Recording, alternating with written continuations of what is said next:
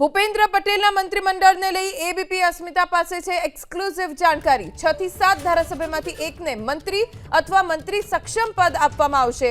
ગુજરાતના ઝોન મુજબ મંત્રી અથવા મંત્રી સક્ષમ પદ મળશે।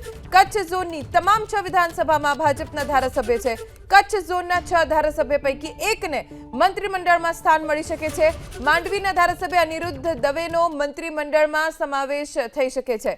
અમદાવાદ સહિત ઉત્તર ગુજરાતમાં 53 માંથી ભાજપના 43 ધારાસભ્ય, મુખ્યમંત્રી સિવાય 4 મંત્રીનો નવા મંત્રીમંડળમાં સમાવેશ થઈ શકે છે।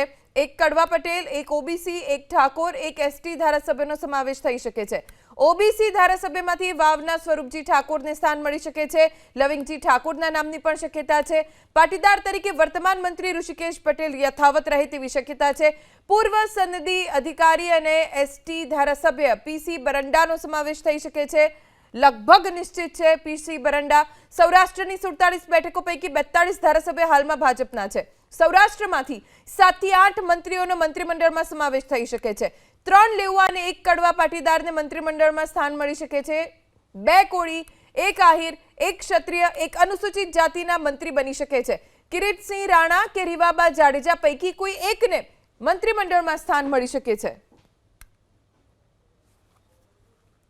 આવતીકાલે 11:30 વાગે શપથ ગ્રહણ યોજાવાના છે, ત્યારે સ્પષ્ટ થઈ જશે। ચિત્ર સ્પષ્ટ થવામાં ગણતરીના કલાકો બાકી છે।